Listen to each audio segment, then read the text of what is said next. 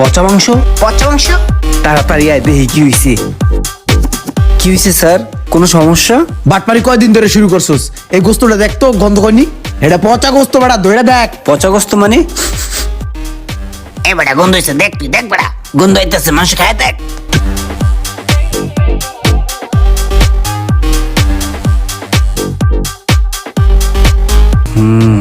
গন্ধ গন্ধই তো লাগতেছে। আরে মাংস তো সত্যি গন্ধ। এই যে দেখছস ঠিক মতন গিলতে পারতাছস না, কারণ মাংস পচা। ঠিক আছে?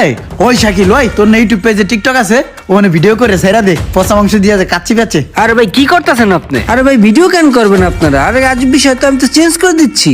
ওই মিয়া দাঁড়ান, আপনি কি লেগে ভিডিও করতেছেন বুঝতেছি না। আপনি ভিডিওটা রাখেন না, আপনি ভিডিও রাখেন, আমি তো চেঞ্জ করে আপনি থামেন, দিচ্ছি, তাই না? ভিডিও কর। আরে ভাই আপনি এগুলো করেন না, আপনি ভিডিওটা রাখেন। আরে ভাই তাই একটু বুঝাই বলেন না, ভিডিও করতে মানা করেন। আরে ভাই ভিডিও বন্ধ করবো কি লিগে? আপনি উল্টাপাল্টা কাজ করছেন, এটা সবাই দেখবো, পুরো দেশবাসী জানবো যে কাচ্চি রেন পচা মাংস দিয়ে ব্যবসা করে। প্রতিদিন শত শত কাস্টমারে মুখরিত থাকতো আমার এই রেস্টুরেন্ট, অথচ আজকে সেই রেস্টুরেন্ট পুরোটাই ফাঁকা। জানি না কে এমন সর্বনাশটা করলো আমার। হে আল্লাহ, আমি যদি সঠিক হয়ে থাকি তাহলে তুমি অবশ্যই তার ফলাফল আমাকে দিবা।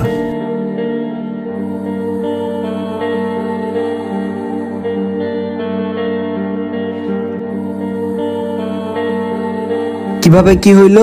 রেস্টুরেন্ট থেকে বাসায় যাওয়ার সময় রাস্তায় একটা প্রাইভেট কার ধাক্কা মারা দিছে ভাই। এখন কন্ডিশন খুবই খারাপ, ভিতরে হাড্ডি কুটি যেগুলো আছে সব ভাঙে গেছে। ডাক্তার বলছে আগের পজিশন যাইতে কমপক্ষে 6 মাস লাগবে। আচ্ছা শোনো, এর চিকিৎসার জন্য যত খরচ লাগে সব খরচ অফিস থেকে আইনা দিয়া দিবা। আর যেহেতু 6 মাস কাজ করতে পারবে না, সেই ক্ষেত্রে সোহাগ ভাইয়ের বেতন সোহাগ ভাইয়ের পরিবারের কাছে অগ্রিম বুঝাইয়া দিবা, ঠিক আছে? প্রতি মাসেরটা প্রতি মাসেই দিও, ঠিক আছে? চলো।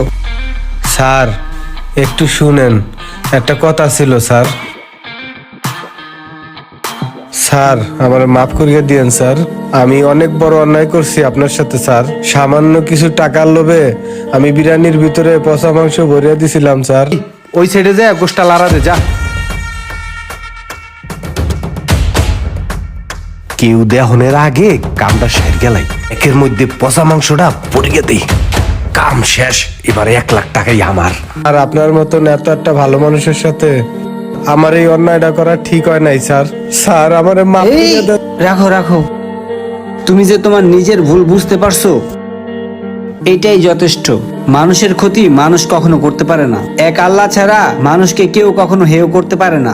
সম্মান দেওয়ার মালিকও আল্লাহ, সম্মান নেয়ার মালিকও আল্লাহ। যাই হোক, যা ভুল করছো এখন এগুলা ভুলে কাজে লেগে যাও, ঠিক আছে? শত্রুতার শিকার আমাদের দেশে অনেক মানুষই হয়েছে। অনেক মানুষ এই শত্রুতার জের ধরে পথের ফকির হয়ে গেছে। সোহাগ ভাইয়ের মতো কিছু মানুষ আছে যারা কিছু টাকার লোভে এই সমস্ত কাজে হেল্প করে থাকে, কিন্তু দিন শেষে এই সোহাগরা কি হ্যাপি থাকতে পারে?